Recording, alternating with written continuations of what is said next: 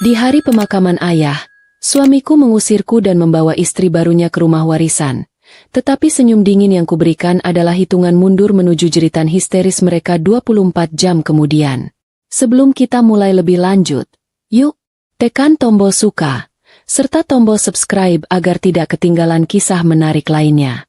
Dan jangan lupa absen asal kota Bapak Ibu di kolom komentar. Semoga rezeki kita semua dilancarkan, kesehatan kita diberkahi, dan keluarga kita selalu harmonis dalam lindungannya. Amin. Udara dingin di Dago Pakar benar-benar menusuk tulangku sore itu, seolah ikut berduka atas kepergian ayah yang baru saja selesai kami antar ke peristirahatan terakhirnya. Hujan kecil turun tanpa henti, membasahi payung hitam dan karangan bunga, membuat setiap langkah kaki terasa berat dan penuh lumpur, bukan hanya lumpur tanah, tapi lumpur kenyataan yang baru saja menimpaku. Aku tahu, sejak jasad ayah masuk ke liang lahat, peran yang kupegang telah berubah total. Aku bukan lagi putri seorang konglomerat properti yang disegani, melainkan pewaris tunggal yang tiba-tiba menjadi target empuk bagi sepasang mata serakah yang duduk di kursi depan mobil. Sepanjang perjalanan pulang, aku duduk sendirian di jok belakang mobil limosin ayah, mendengarkan obrolan Sumbang Bram dan Ibu Mira di depan. Mereka sama sekali tidak membahas kenangan indah tentang ayah, tentang bagaimana beliau membangun mansion ini dari nol, atau betapa ayah adalah sosok yang bijaksana dan keras kepala. Mereka sibuk berbisik-bisik soal finishing marmer Italia di kamar utama dan berapa harga pasaran jam tangan mewah peninggalan ayah yang Bram incar. Suara Ibu Mira yang melengking saat menyebutkan merek jam itu membuatku harus menggigit bibir bawahku kuat-kuat. Sebuah upaya tolol untuk menghentikan gelombang mual dan amarah yang bergejolak di dalam perutku. Rasanya ingin sekali aku berteriak, menyuruh supir untuk menghentikan mobil ini, lalu menyeret dua manusia itu keluar dan meninggalkan mereka di pinggir jalan tol yang dingin dan sepi. Namun aku memilih diam, membiarkan mereka menari di atas panggung sandiwara yang mereka ciptakan sendiri. Kami akhirnya tiba di gerbang besi tempat tinggi yang menjadi penanda bahwa kami telah memasuki wilayah kekuasaan ayah. Mansion ini bukan sekadar rumah, ia adalah mahakarya ayah, sebuah bangunan bergaya Eropa klasik yang didirikan di atas lahan 3 hektar, lengkap dengan kebun teh kecil di belakang yang selalu menjadi tempat ayah merenung setiap pagi. Lampu-lampu kristal di dalam rumah menyala remang-remang, memberikan kesan hangat namun juga menampakkan kekosongan yang menjerit. Aku turun dari mobil tanpa menunggu Bram atau Ibu Mira. Dan tanpa sengaja aku mendengar Ibu Mira mendengus kesal karena sepatu mahalnya kotor. Lalu ia segera berjalan angkuh mendahuluiku.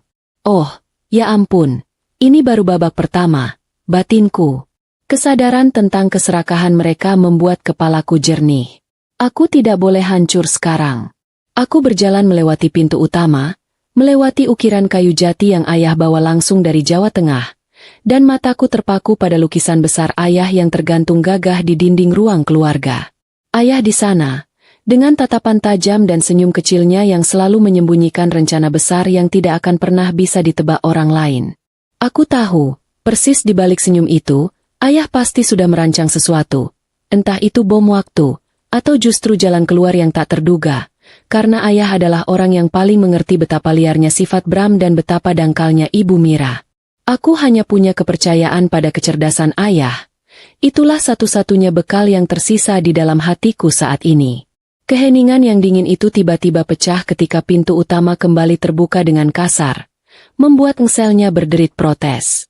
Seseorang masuk, dan kali ini bukan anggota keluarga atau kerabat yang datang melayat, melainkan seorang wanita muda berambut pirang dengan riasan berlebihan, Fiona, yang berjalan dengan langkah percaya diri. Terlalu percaya diri untuk seseorang yang baru pertama kali kulihat di rumah ini. Di tangannya, ia menggandeng seorang anak laki-laki kecil berusia sekitar 4 tahun yang mengenakan jaket kulit yang terlalu tebal untuk udara Dago yang dingin. Jantungku tidak berdebar. Anehnya, justru kepalaku terasa dingin. Aku hanya menatap Fiona dan anak itu, lalu melirik ke arah Bram yang berdiri tegak di tengah ruangan, menyadari bahwa ia baru saja menyalakan detonator pertama. Fiona sama sekali tidak menunjukkan rasa sungkan. Ia langsung menuju sofa kulit impor yang baru dibeli ayah tahun lalu dan duduk, menyandarkan punggungnya dengan santai, seolah ia adalah nyonya rumah yang baru saja kembali dari perjalanan jauh. Sungguh pertunjukan yang memalukan, pikirku. Ibu Mira dengan sigap merangkul Fiona, menatapku dengan tatapan kemenangan yang menjijikan. Aku tetap berdiri di depan lukisan ayah, membiarkan Bram dan Ibu Mira mengumpulkan keberanian mereka untuk memulai sandiwara inti yang sudah mereka latih sejak ayah mulai sakit-sakitan. Nadia, dengar baik-baik. Suara Bram terdengar dalam dan dibuat-buat serius. Sebuah upaya konyol untuk menutupi getaran kegugupannya yang sudah kuhafal betul. Ia maju selangkah, menatapku dengan mata yang terasa asing, mata yang dipenuhi lapisan ambisi yang tebal. Mulai hari ini, Fiona dan anak kami akan tinggal di sini. Mereka adalah keluarga baruku yang sesungguhnya. Kau sudah tahu sejak lama, kan? Ah, itu dia. Keluarga baruku. Siska di skenario sebelumnya. Sekarang Fiona. Aku terpaksa menahan senyum di dalam hatiku. Betapa membosankannya alur cerita yang diciptakan oleh orang-orang serakah ini. Ibu Mira menimpali dengan nada yang jauh lebih tajam. Fiona sudah memberikan cucu laki-laki bagi keluarga kami, penerus nama keluarga. Sesuatu yang tidak bisa kau berikan selama 5 tahun pernikahanmu yang mandul itu, Nadia. Mendengar kata-kata itu keluar dari mulut wanita yang seharusnya ku sebut ibu, aku merasakan sesuatu di dalam diriku yang telah lama mati, kembali mengeras, menjadi sebuah baja yang siap memantulkan semua hinaan mereka. Bram melanjutkan monolognya, suaranya naik 1 oktav, mencoba membangun kesan otoritas yang ia sendiri tidak miliki. Kita cerai, Nadia. Pengacara sudah memprosesnya. Kau akan segera menerima surat resminya. Sekarang, kau pergi dari rumah ini. Bawa saja semua pakaianmu. Cuma itu yang menjadi hakmu. Ia menunjuk sebuah koper tua yang tergeletak di dekat pintu. Koper itu adalah koper yang dulu kugunakan saat aku pertama kali datang ke rumah ini sebagai pengantin baru. Sangat puitis, pikirku sarkastik. Fiona yang sedari tadi diam, kini ikut bersuara, nadanya manja dan meremehkan. Kamar utama sudah jadi kamarku, Nadia. Sprei dan bantal-bantalnya tolong sekalian dibersihkannya. Aku alergi dengan barang bekas orang yang sedang berduka. Ia tertawa, dan tawa itu adalah pemicu terakhir yang kubutuhkan. Tiba-tiba, sebuah ketenangan luar biasa menyelimutiku. Semua amarah, semua rasa sakit, semua duka yang mengendap sejak 3 hari lalu mendadak menguap, digantikan oleh sebuah rasa gembira yang dingin dan penuh antisipasi. Aku mendongakkan kepalaku, dan kini, aku bisa melihat ayah dalam lukisan itu sedang tersenyum padaku, seolah berbisik, itu dia nak, detonator sudah ditarik. Sekarang giliranmu. Aku mengambil langkah maju, kakiku tidak goyah sedikit pun. Seolah lantai marmer di bawahku telah berubah menjadi fondasi yang kokoh. Aku berjalan mendekati Bram yang terlihat bingung melihat reaksiku. Ia mungkin berharap aku akan menangis, merangkul kakinya, atau bahkan berteriak histeris menolak. Baiklah, ucapku, suaraku rendah dan sangat jelas, terdengar begitu asing di telingaku sendiri. Aku akan pergi. Bram dan Ibu Mira saling pandang. Jelas mereka terkejut dengan betapa mudahnya aku menyerah. Wajah Ibu Mira menyeringai puas. Sementara Bram terlihat sedikit kecewa karena dramanya tidak berjalan sesuai skenario yang ia bayangkan. Hanya itu? Tanya Bram, mencoba memancing. Aku tersenyum. Bukan senyum kesedihan, bukan senyum kepasrahan, melainkan senyuman yang sangat lebar dan tulus. Sebuah senyuman yang menyembunyikan puluhan skenario mengerikan di baliknya. Senyum itu terasa sangat kuat, sangat dingin, dan sangat ganjil. Rasanya seperti aku baru saja memenangkan lotre, atau baru saja berhasil menipu seorang penipu ulung. Aku bisa melihat Ibu Mira tiba-tiba merasa tidak nyaman, matanya sedikit membelalak, seolah ia bisa membaca sesuatu yang mengerikan di balik senyumku itu. Ya, hanya itu, jawabku.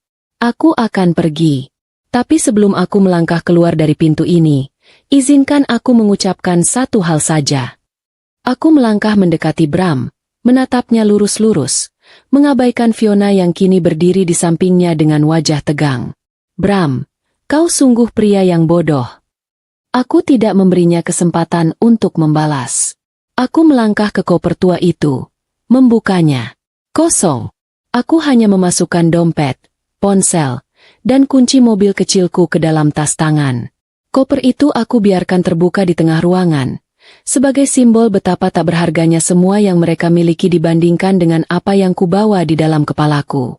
Lalu, aku kembali menatap mereka. Ibu Mira yang kini memeluk Fiona erat-erat seolah ketakutan, dan Bram yang mematung dengan raut wajah kebingungan. "Selamat menikmati waktu kalian," bisikku pelan. Namun nadanya seperti sebuah doa yang jahat.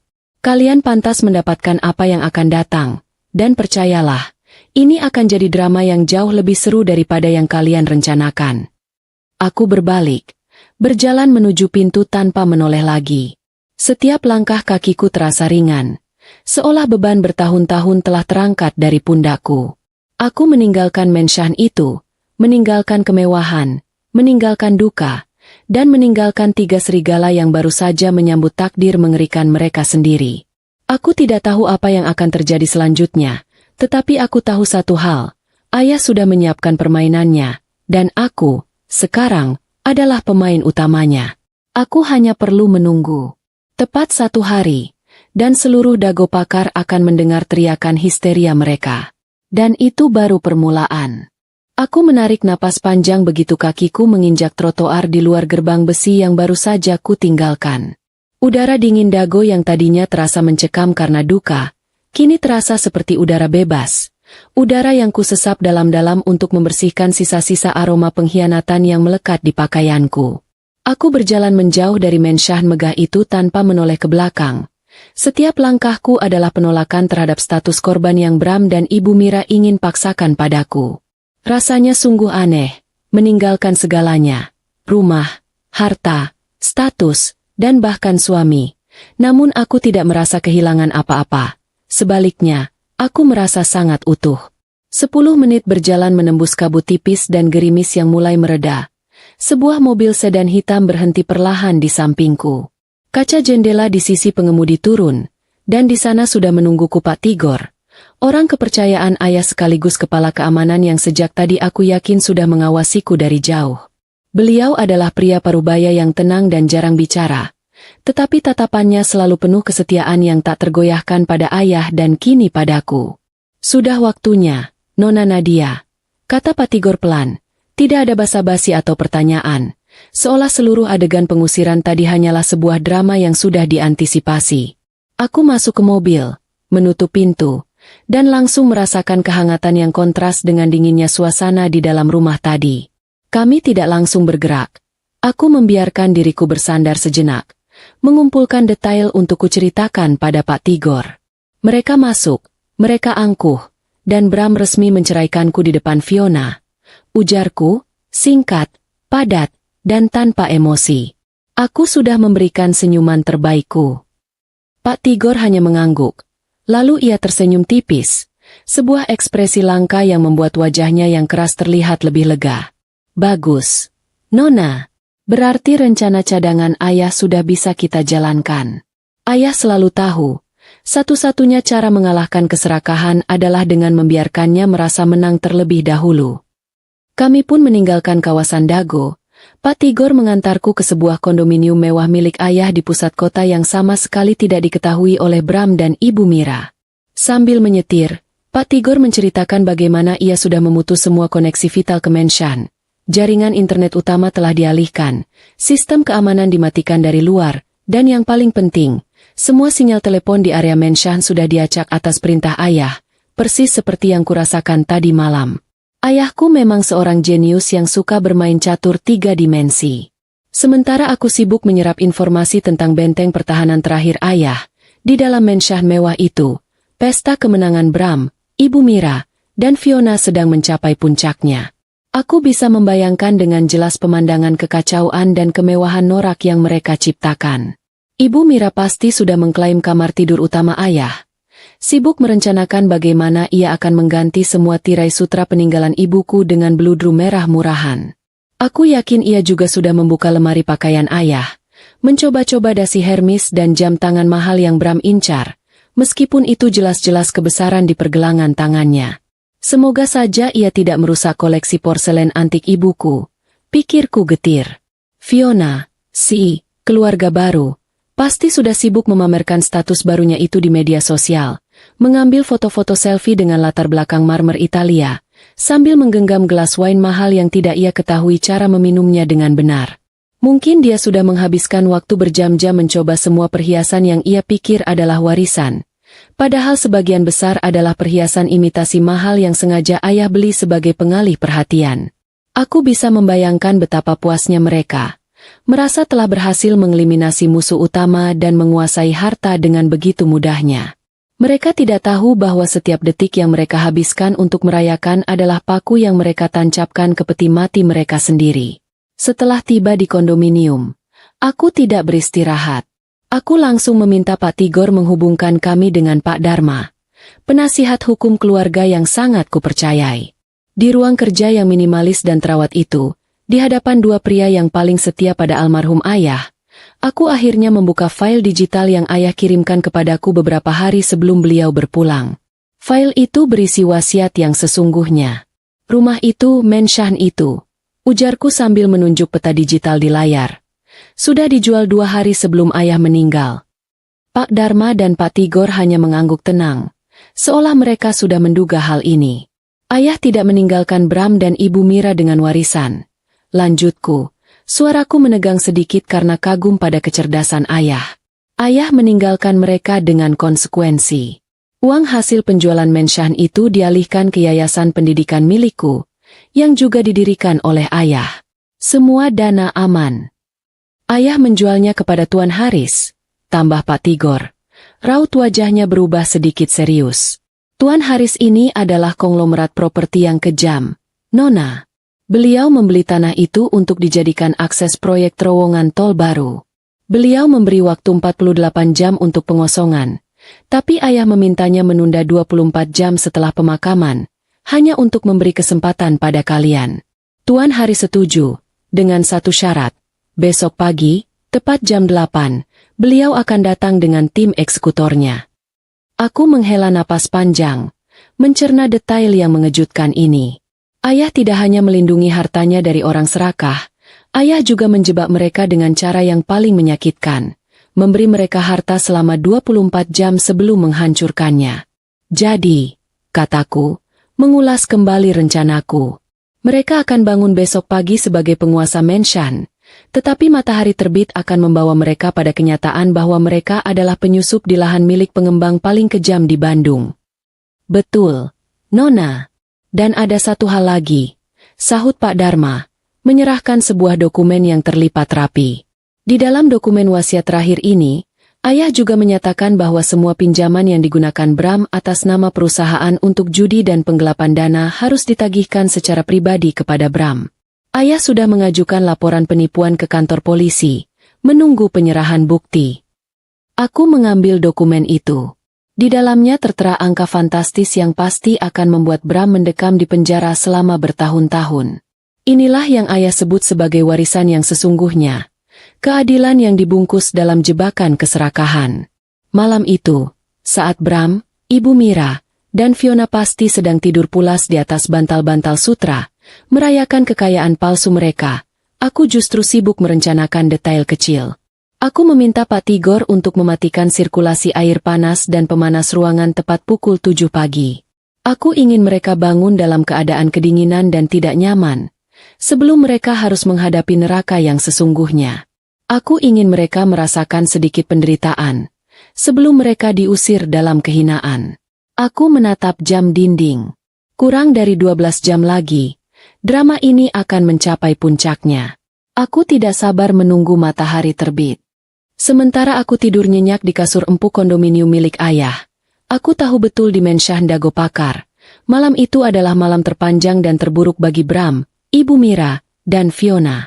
Meskipun mereka tertidur di kamar utama yang dulunya adalah kamar orang tuaku, kemewahan itu terasa palsu. Aku bisa membayangkan Ibu Mira terbangun berkali-kali karena dingin. Pemanas ruangan sudah kumatikan tadi malam. Dan udara Dago di ketinggian itu sangat kejam jika tidak ada penghangat.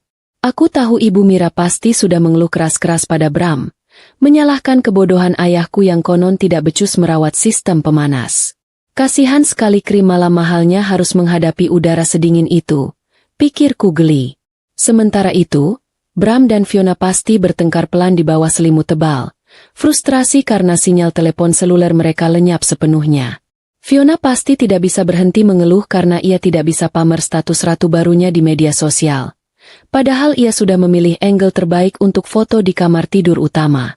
Kepuasan mental yang kurasakan saat membayangkan penderitaan kecil mereka adalah hiburan yang tak ternilai harganya.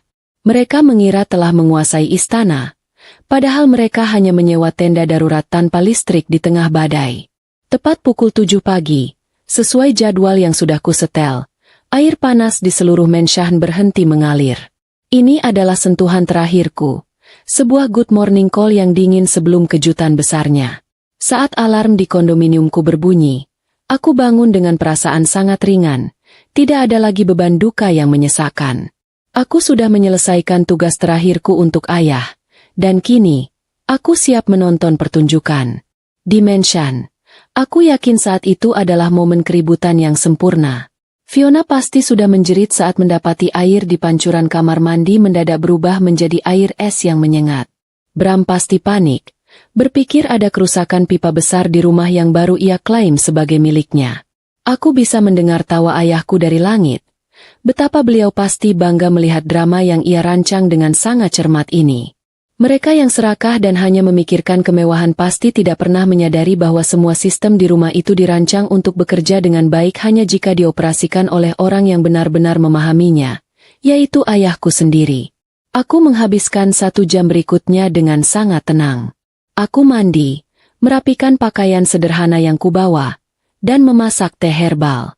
Aku memilih gaun hitam kasual, bukan karena masih berduka, melainkan karena aku ingin terlihat formal saat menemui penjahat. Sambil minum teh, aku melakukan panggilan video singkat dengan Pak Dharma. Beliau memastikan semua dokumen sudah siap dan timnya sudah bersiap di kantor polisi. Nona Nadia tidak perlu khawatir, kata Pak Dharma dengan suara yang tegas dan profesional.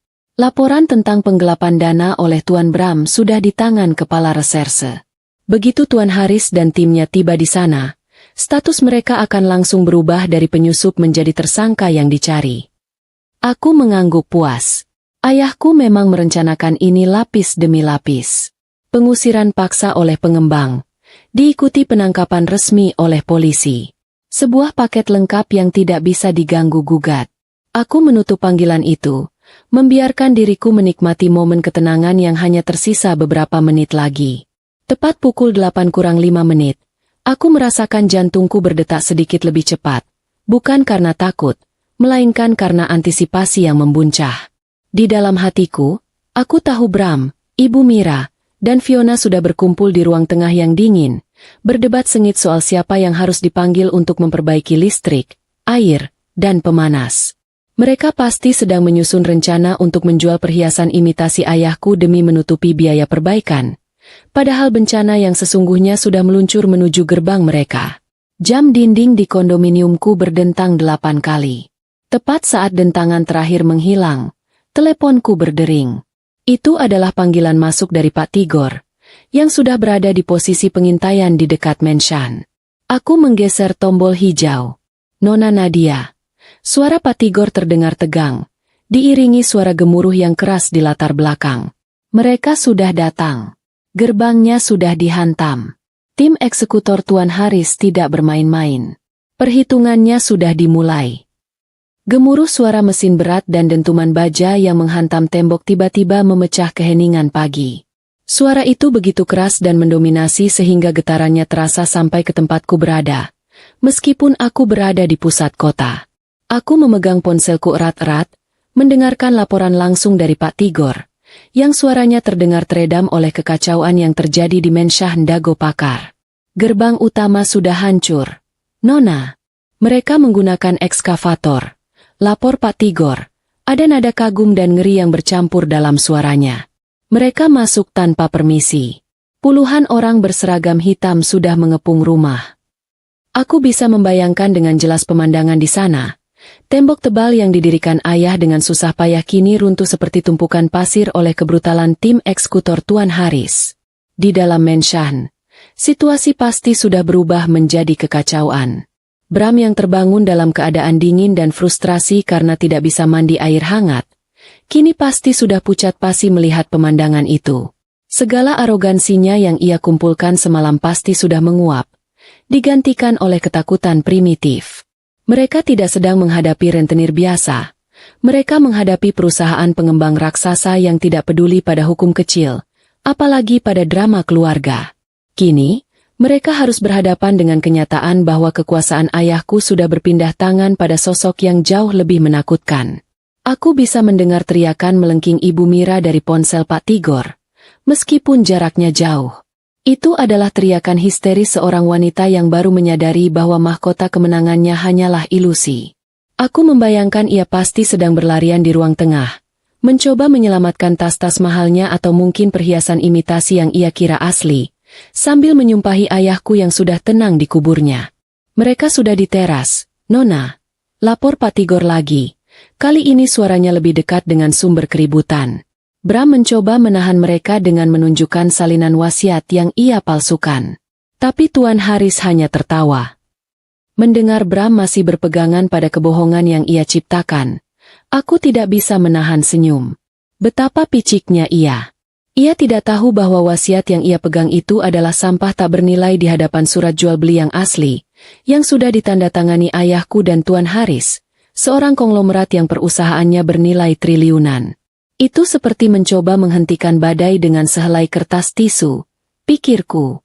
Bahkan dalam kepergiannya, ayahku berhasil menunjukkan betapa kecilnya Bram di mata dunia. Tiba-tiba, suara di ponsel menjadi lebih jernih, seolah Pak Tigor telah mendekati Bram. Aku mendengar suara Pak Tigor yang kini bersuara tegas dan lantang di tengah kekacauan. Suaranya sangat berwibawa, jauh berbeda dari nada tenangnya saat bersamaku. Tuan Bram Hadinata, teriak Pak Tigor, yang kini berpura-pura menjadi kepala tim eksekutor. Tanah ini sudah dijual secara sah dan lunas 2 hari yang lalu. Perjanjian pengosongan sudah berakhir pagi ini jam 8. Anda dan keluarga Anda adalah penyusup ilegal. Keluar dari rumah ini sekarang atau kami ratakan dengan tanah. Aku mendengar suara Bram yang panik mencoba membela diri. Suaranya bergetar antara amarah dan ketakutan. Ibu Mira kembali menjerit. Kali ini lebih keras, disusul suara Fiona yang menangis meraung-raung, bukan karena sedih, tapi karena ketakutan yang mencekik. Ia pasti baru menyadari bahwa suaminya bukan pahlawan kaya raya yang ia banggakan, melainkan seorang pecundang yang bahkan tidak tahu bahwa rumah yang ia klaim sudah menjadi milik orang lain. Kehidupan mewahnya runtuh lebih cepat daripada fondasi rumah ayahku yang mereka cemooh. Aku memberi isyarat kepada Pak Tigor untuk menjauh dan memutus panggilan. Aku tidak perlu mendengar detail kehancuran mereka lagi. Suara gemuruh di ujung telepon sudah cukup menjadi bukti bahwa babak pertama pembalasan ayahku telah selesai. Aku hanya duduk diam di sofa, merasakan kelegaan yang luar biasa. Sekarang giliranmu, Bram, bisikku pelan, menatap pantulan diriku di jendela kondominium yang disinari matahari pagi. Setelah rumahmu rata, giliran kasus hukum yang menantimu. Dinding yang ayahku bangun selama puluhan tahun kini runtuh dengan sekali ayunan baja besar, dan suara ledakan itu menjadi penanda pasti, permainan sudah berakhir. Aku tahu di balik pagar Menshahn yang sudah rata dengan tanah, Bram, Ibu Mira, dan Fiona pasti sedang mengalami puncak kehinaan mereka. Mereka terpaksa keluar dari rumah itu tanpa sempat berpakaian rapi, hanya dengan piyama tipis dan raut wajah yang lebih kusut dari kasur bekas. Aku membayangkan bagaimana Ibu Mira pasti panik. Riasan tebalnya luntur oleh air mata dan keringat ketakutan, menciptakan guratan hitam di pipinya yang sudah keriput. Ia pasti mencoba menyelamatkan segala sesuatu yang berkilauan, mungkin membawa patung perunggu berat yang ia kira antik, padahal itu hanya replika murahan dari toko mebel biasa. Seorang ratu yang kehilangan kerajaannya akan tetap bertindak seperti ratu, meskipun yang ia bawa hanyalah harta palsu. Fiona, dengan segala arogansinya, pasti sudah tidak bisa berkata-kata. Ia yang tadinya mengira akan menjadi nyonya besar yang tinggal di istana, kini diusir paksa, melihat tahtanya berubah menjadi tumpukan puing di hadapan matanya. Ia mungkin masih memegang ponselnya, meskipun tidak ada sinyal. Secara naluriah ia mencoba merekam bencana ini untuk membuktikan bahwa ini bukanlah salahnya. Aku bisa membayangkan ia menuntut Bram untuk melakukan sesuatu. Sementara Bram sendiri sudah kehilangan semua keberaniannya. Mereka sudah keluar. Nona, Lapor Pak Tigor lewat pesan singkat. Di luar pagar, di pinggir jalan. Mereka hanya berdiri mematung. Barang-barang mereka dilemparkan ke trotoar. Semuanya tampak seperti tumpukan sampah. Membaca pesan itu membuatku tersenyum. Ayahku memang tahu cara melukai orang serakah. Bukan dengan melukai fisik, tetapi dengan menghancurkan harga diri dan panggung mereka. Aku membalas pesan Pak Tigor dengan instruksi pendek. Tunggu 10 menit. Biarkan mereka menikmati dinginnya dago tanpa rumah. Aku ingin mereka meresapi setiap detik dari kerugian itu, sebelum babak penangkapan dimulai. 10 menit yang ku nanti terasa begitu lama. Aku menghabiskan waktu itu dengan menatap wajah ayah di foto wallpaper ponselku. Wajah itu terlihat tenang, seolah ia ingin mengatakan padaku bahwa semua penderitaan yang ia alami saat sakit, saat ia dikelilingi oleh keserakahan, kini telah terbayar lunas. Kepercayaan ayah padaku adalah warisan terbesarku, bukan rumah atau uang. Saat jarum jam menunjukkan pukul 8.20, ponselku kembali bergetar. Kali ini panggilan dari Pak Tigor. Suaranya terdengar lebih hati-hati. Ada nada formalitas yang kembali. Nona Nadia, tim sudah sampai. Lapornya. Bukan tim kami, tetapi tim dari kepolisian. Pak Dharma sudah ada di lokasi, didampingi 2 petugas reserse. Seketika, rasa lega yang kurasakan berubah menjadi ketegangan yang dingin. Ini adalah babak final, babak yang mengharuskan Bram membayar semua kejahatan finansial yang ia lakukan. Aku meminta Pak Tigor untuk menyalakan kamera tersembunyi yang ia pasang di mobilnya, memposisikan ponselnya agar aku bisa melihat adegan penangkapan itu secara langsung dari kondominium. Di layar kecil ponselku, aku melihat adegan yang sungguh menyedihkan. Bram dan Ibu Mira berdiri di pinggir jalanan yang berlumpur.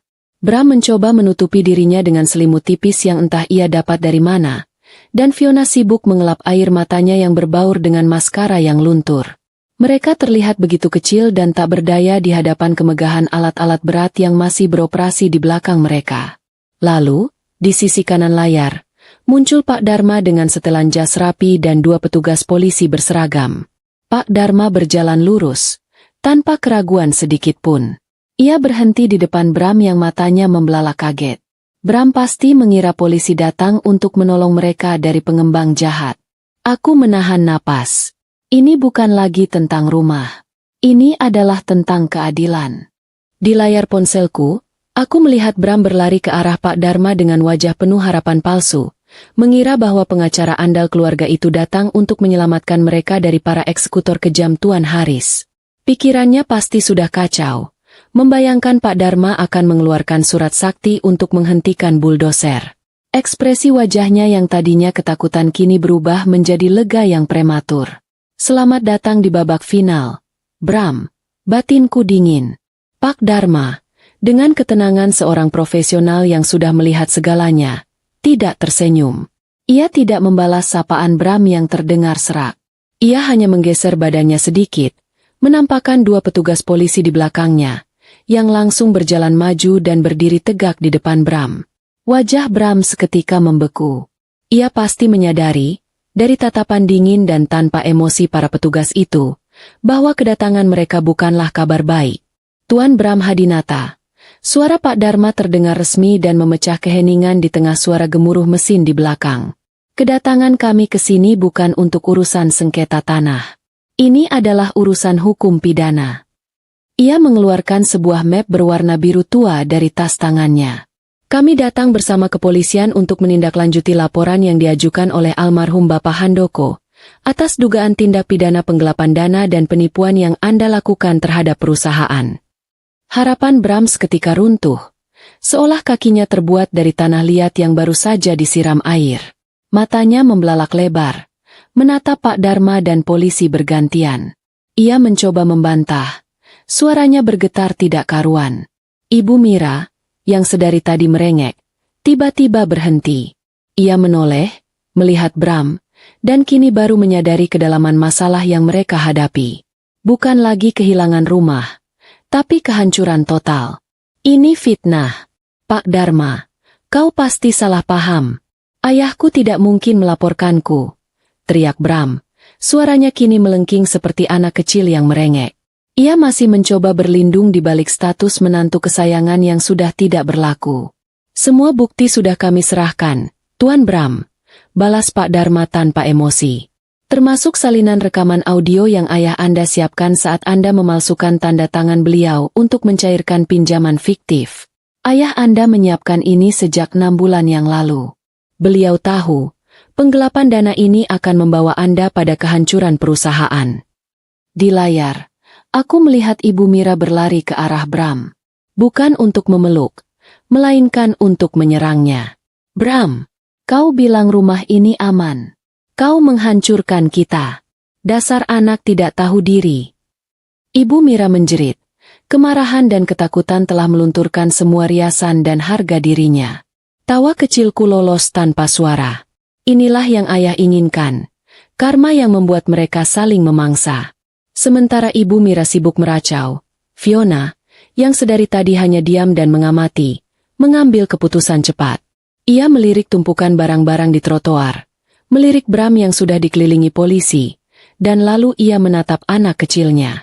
Ia melepaskan genggaman tangannya dari Bram dan tanpa sepatah kata pun, ia berbalik. Ia berjalan cepat menjauh dari Bram dan Ibu Mira, menuju jalan besar. Fiona tahu betul, Bram yang masuk penjara tidak akan pernah bisa memberinya kehidupan mewah. Jangan pergi, Fiona. Jangan tinggalkan aku, teriak Bram, tetapi Fiona tidak menoleh. Ia menghilang di balik tikungan jalan, meninggalkan Bram hanya dengan Ibu Mira dan 2 petugas polisi. Tuan Bram Hadinata, Anda ditahan atas dugaan tindak pidana penggelapan dan penipuan, ujar salah satu petugas dengan suara datar. Ia mengeluarkan borgol baja yang mengkilap. Saat bunyi, klik, borgol itu terdengar keras di telingaku melalui ponsel. Aku merasakan sebuah kelegaan yang definitif. Itu adalah suara penutup dari babak gelap hidupku. Bram, dengan wajah malu yang luar biasa, tidak melawan. Ia hanya menunduk, menerima takdir yang sudah ia ciptakan sendiri. Ibu Mira ambruk ke tanah, meraung-raung di samping tumpukan barang-barang bekas yang tadinya ia kira adalah harta kekayaan. Drama itu berakhir, bukan dengan air mataku, melainkan dengan kehinaan mereka. Suara deru mobil patroli perlahan menjauh, membawa serta Bram dan jeritan terakhir Ibu Mira yang semakin lirih. Aku masih menatap layar ponselku, menyaksikan detik-detik terakhir Bram menghilang. Dia tidak menoleh ke belakang, tetapi sesaat sebelum masuk ke mobil, matanya sempat rangkat, dan aku melihatnya. Sebuah campuran antara kebencian, penyesalan yang terlambat, dan pengakuan total atas kekalahannya. Ekspresi itu bukanlah kemenangan bagiku, melainkan penutup babak yang terasa hampa, meninggalkan sebuah kekosongan yang dingin di tempat seharusnya ada gejolak amarah yang meledak. Aku menjatuhkan ponselku ke sofa. Keheningan segera menyelimuti ruang kerja di kondominium. Kehancuran itu terasa begitu total, dan entah kenapa, bukannya merasa puas, aku justru merasakan kelelahan yang luar biasa. Aku sudah merencanakan pembalasan ini, menjalaninya dengan kepala dingin, tetapi menyaksikan seseorang yang pernah kau cintai, sekalipun cintanya palsu dan serakah, dihancurkan secara sistematis tetaplah meninggalkan bekas luka. Bukan luka sedih, melainkan luka kesadaran betapa jauhnya aku telah melangkah dari Nadia yang polos dan penuh cinta 5 tahun lalu. Aku menarik napas panjang, mencoba mengusir bayangan tumpukan puing di dagu pakar. Aku tahu, Tuan Haris dan tim eksekutornya tidak akan membuang waktu. Mereka akan meratakan menshan itu, mengubahnya menjadi akses jalan tol, menghilangkan jejak terakhir dari rumah yang menyimpan kenangan manis dan kepahitan yang sama-sama kuat. Rumah itu sudah tak ada, dan itu bagus. Tidak ada lagi tempat bagi Bram dan Ibu Mira untuk kembali, bahkan dalam mimpi mereka. Ayahku tidak pernah meninggalkan masalah yang bisa diselesaikan orang lain. Beliau selalu menyelesaikan masalahnya sendiri, bahkan dari balik kubur. Tentu saja, drama belum sepenuhnya usai. Ibu Mira masih berada di lokasi, ditinggalkan sendirian di pinggir jalan dengan tumpukan barang-barang yang tidak penting. Wanita itu kini hanyalah gambaran paling menyedihkan dari keserakahan yang gagal. Ia tidak ditahan karena ia tidak terlibat langsung dalam pemalsuan dokumen yang Bram lakukan, tetapi ia kehilangan segalanya. Putranya di penjara, rumahnya hancur, dan menantu perempuannya yang potensial sudah melarikan diri. Aku bisa membayangkan ia duduk di atas koper bekas, meratapi nasibnya, menyalahkan seluruh dunia kecuali dirinya sendiri. Aku mengirim pesan pada Pak Tigor untuk memantau situasi Ibu Mira, memastikan bahwa ia segera pergi dari area proyek. Tidak ada alasan bagiku untuk terlibat lebih jauh dalam kehinaan Ibu Mira, batinku. Aku sudah melakukan yang terbaik, menyelamatkan diriku dan warisan ayah. Aku tahu Pak Dharma akan mengurus detail formalitas, termasuk memastikan Bram tidak bisa lolos dari jeratan hukum dengan mudah. Kasus penggelapan dana ini begitu rapi dan solid, sebuah bukti nyata kecerdasan ayah yang melihat pengkhianatan ini sejak dini. Aku bangkit, berjalan ke cermin di ruang kerjaku. Aku menatap pantulan diriku. Bukan lagi wanita yang berdiri di depan makam ayah dengan tatapan kosong, tetapi seorang wanita yang matanya memancarkan ketegasan yang baru. Selama ini, aku hidup dalam bayang-bayang ayah dan kemewahan palsu Bram. Sekarang, cermin itu memantulkan Nadia yang siap memegang kendali penuh atas hidupnya sendiri. Aku merasakan dorongan kuat untuk segera memulai babak baru. Babak yang benar-benar ayahku persiapkan untukku. Aku menghubungi Pak Dharma, memintanya untuk menemuiku di kantornya dalam waktu 1 jam. Aku harus keluar dari kondominium ini. Berdiam diri terlalu lama hanya akan memberiku waktu untuk mengenang kekalahan. Padahal aku di sini untuk merayakan kemenangan ayah. Aku ingin segera melihat dokumen yayasan, melihat cetak biru masa depan yang ayahku tinggalkan, yang jauh lebih berharga daripada semua beton dan marmer di Mensyah Dago Pakar. Saat aku membuka pintu kondominium, aku sempat bertemu pandang dengan Pak Tigor yang baru saja kembali. Wajahnya yang tegang kini terlihat lebih santai. Semua sudah selesai, Nona. Area sudah bersih, katanya singkat. Aku tahu dia tidak perlu menjelaskan apa-apa lagi. Ibu Mira pasti sudah dijemput kerabat yang tersisa, atau diusir paksa oleh tim keamanan. Bagaimanapun caranya, ia sudah pergi. Aku berjalan keluar, menuruni lift, dan melangkah ke jalanan. Dunia terasa berbeda. Aku tidak lagi membawa beban kemewahan yang palsu. Aku membawa diriku sendiri, dengan sebuah tujuan yang jelas. Di mobil menuju kantor Pak Dharma, aku membiarkan pikiranku kembali mengulang ucapan ayah padaku, saat beliau pertama kali memberitahuku tentang rencana ini 6 bulan lalu, saat beliau tahu penyakitnya tidak akan tertolong. Ayah tahu betul bahwa saat beliau meninggal, Bram pasti akan mencoba merampas segalanya. Nadia, kata ayah kala itu, suaranya lemah tapi matanya tajam. Jangan tangisi harta. Nak, harta bisa dicari, tapi harga diri dan kebenaran itu tak ternilai. Ibu Mira dan Bram tidak mengerti hal itu. Mereka hanya melihat angka, mereka tidak melihat nilai. Ayah memberiku kunci brankas kecil di kantornya yang berisi dokumen yayasan dan semua bukti kejahatan Bram. Biarkan mereka merasa menang selama sehari. Biarkan mereka berjemur dalam keserakahan. Lalu, berikan mereka kado perpisahan yang sudah ayah siapkan. Ayahku merencanakan ini bukan karena dendam, melainkan karena cinta dan pelajaran. Beliau ingin aku belajar bahwa kekayaan terbesar adalah kemampuan untuk berdiri tegak, terlepas dari apa yang orang lain coba ambil darimu. Beliau ingin aku mengerti bahwa ada banyak orang di luar sana yang bernasib sama dengan ibuku, orang tua yang dieksploitasi secara finansial oleh anak-anaknya sendiri, dan ayah ingin yayasan ini menjadi suara bagi mereka. Aku tersenyum. Aku bukan hanya mewarisi uang dan properti. Aku mewarisi sebuah misi. Aku bukan lagi menantu yang teraniaya, tetapi ketua yayasan yang memegang kebenaran. Tiba di kantor Pak Dharma. Suasananya sangat formal. Di sana sudah menungguku 2 orang yang akan menjadi tangan kananku. Pak Dharma, penasihat hukum yang bijaksana, dan seorang wanita muda energik bernama Renata, yang akan mengurus operasional yayasan.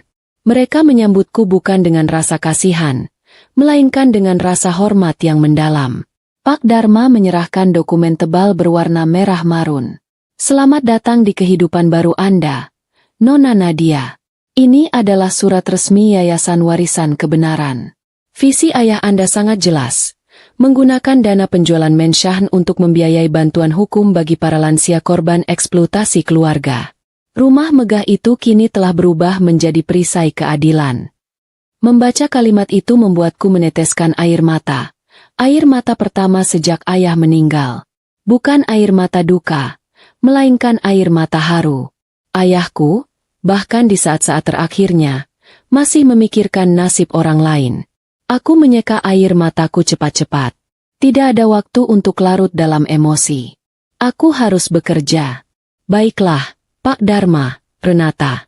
Kataku, suaraku kini mantap. Kita mulai dari mana? Aku ingin semua dana langsung bekerja. Aku ingin memastikan tidak ada lagi Bram atau Ibu Mira yang merampas hak orang lain. Renata tersenyum. Wajahnya berbinar-binar. Kita mulai dari yang paling mendasar. Nona Nadia. Memperkenalkan yayasan ini ke publik. Dan yang paling penting, ia terdiam sejenak. Kita harus mengirimkan surat penolakan keringanan hukuman kepada Bram. Dia sudah mengajukan permohonan, mengklaim bahwa ia adalah korban konspirasi keluarga. Aku tidak terkejut.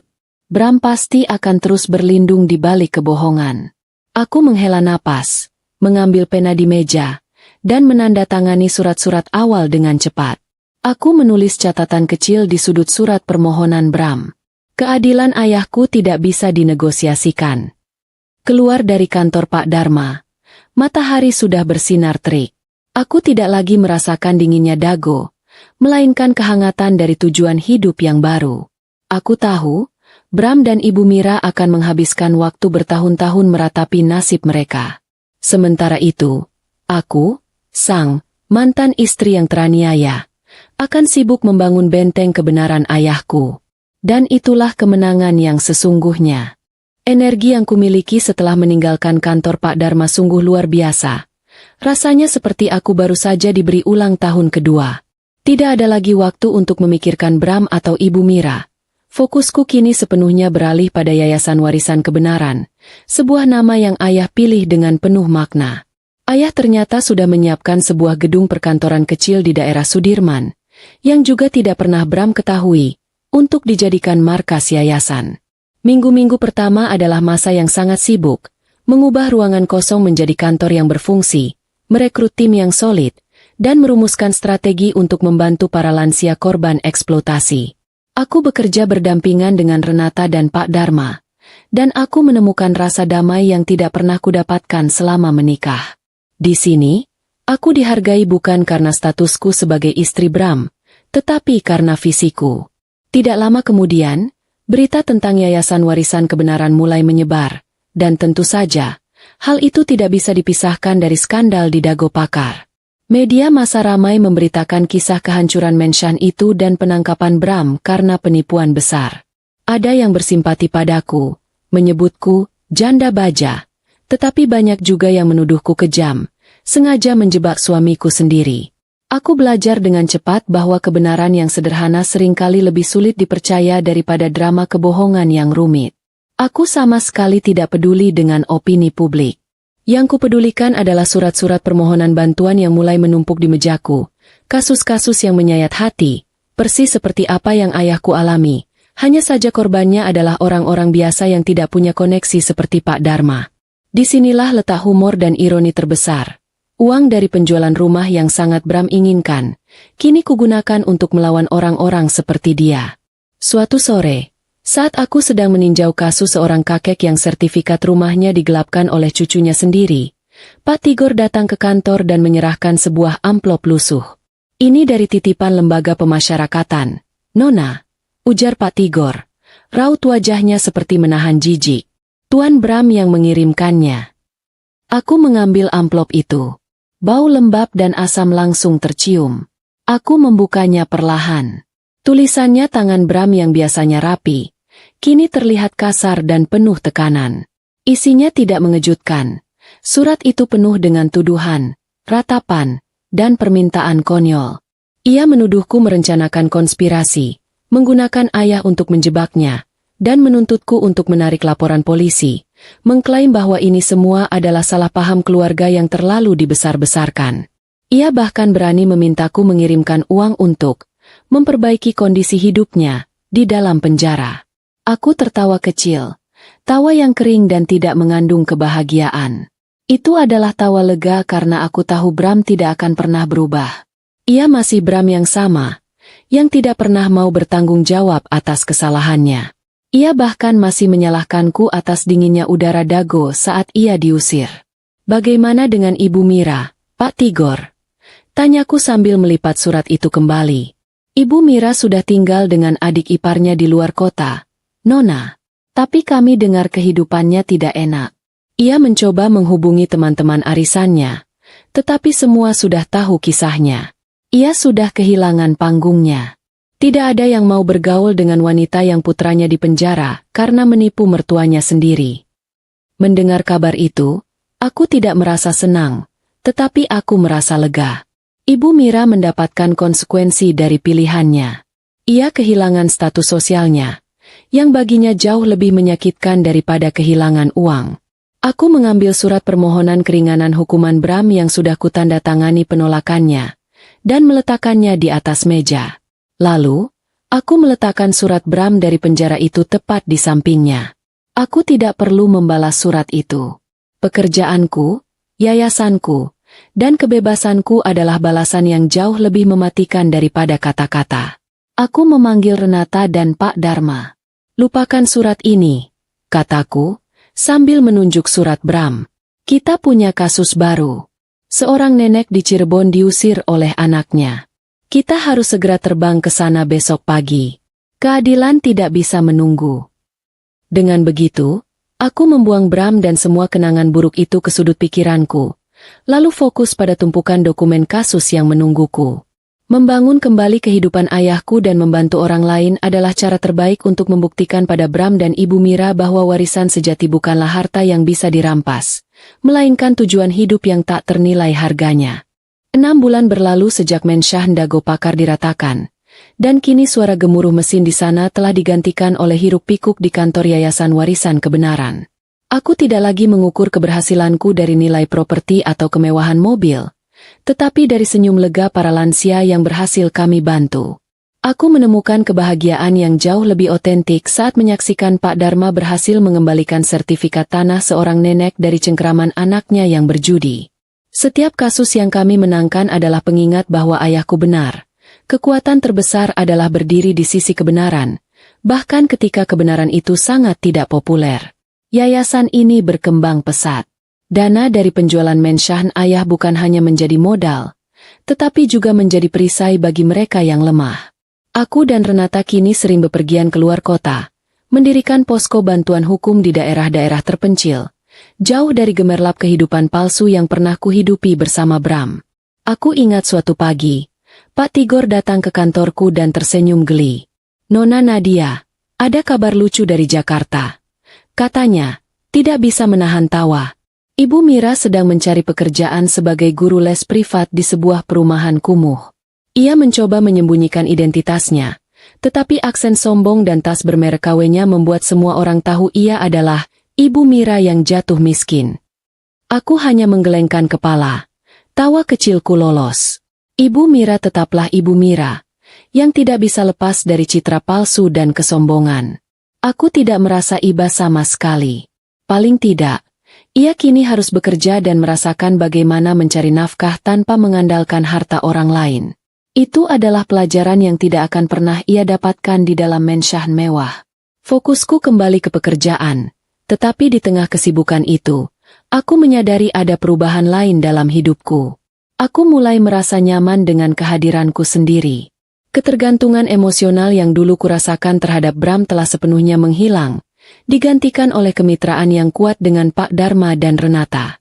Hubunganku dengan Pak Dharma, meskipun murni profesional, memberiku rasa aman yang berbeda, rasa aman yang didasarkan pada rasa hormat dan tujuan yang sama. Suatu sore, saat pulang dari Cirebon setelah menyelesaikan kasus yang sangat rumit, kami melewati kawasan Dago. Aku meminta supir untuk melambat. Jendela mobilku jaga agar tetap tertutup. Aku melihat lahan yang dulunya Mensyah megah ayah kini telah berganti menjadi jalan aspal mulus yang mengarah ke terowongan tol baru. Tidak ada sisa dari rumah itu. Tidak ada puing. Tidak ada pagar besi tempa.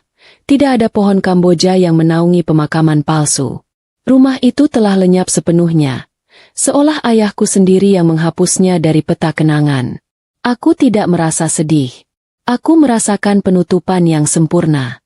Di tempat yang dulu penuh dengan kepalsuan, kini ada infrastruktur yang bermanfaat bagi banyak orang.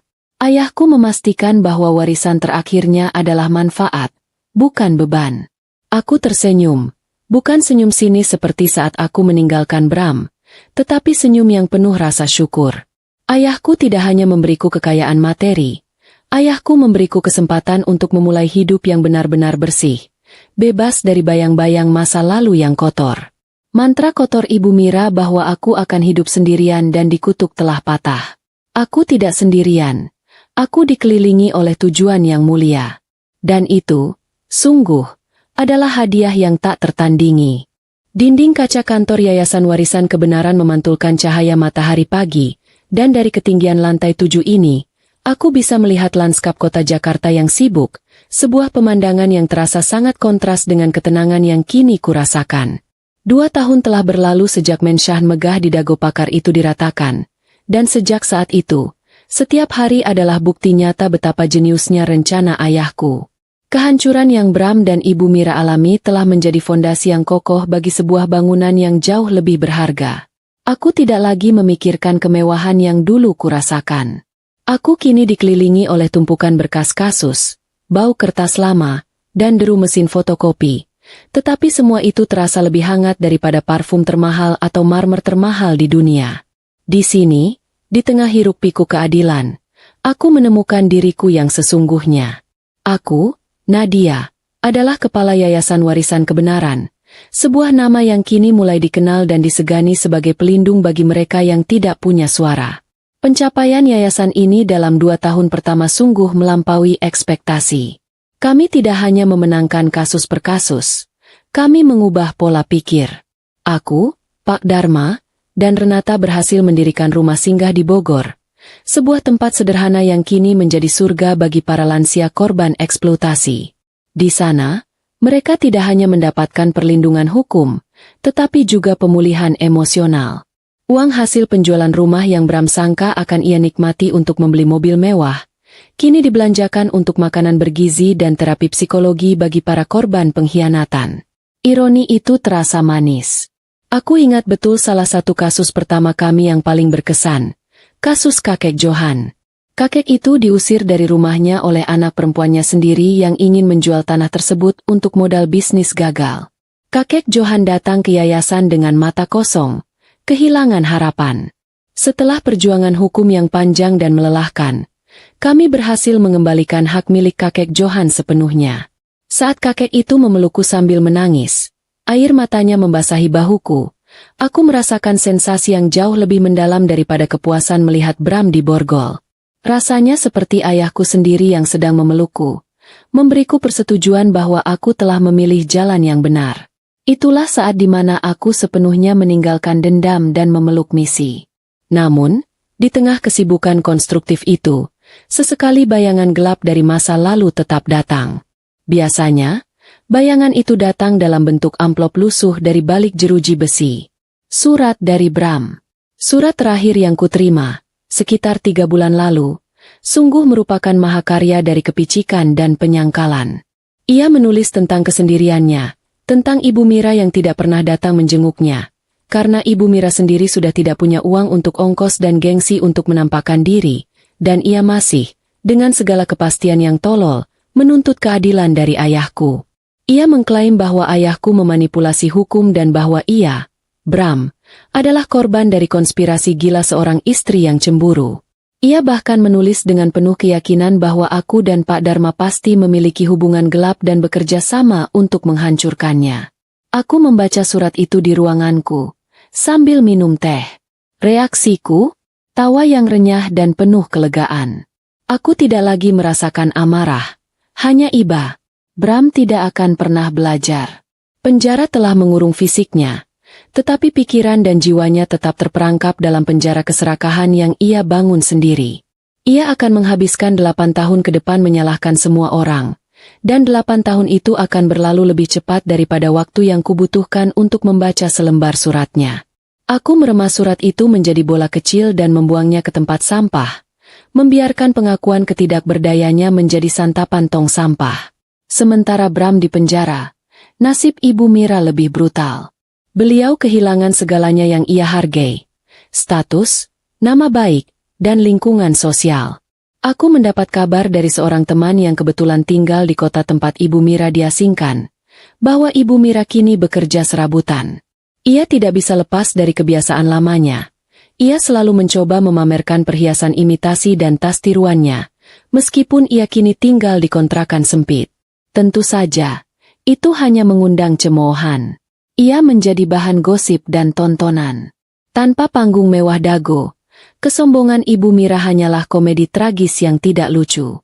Aku mengirimkan bantuan finansial secara anonim melalui gereja setempat, bukan karena kasihan pada dirinya, tetapi karena aku harus membersihkan hatiku dari jejak kebencian yang ia tinggalkan.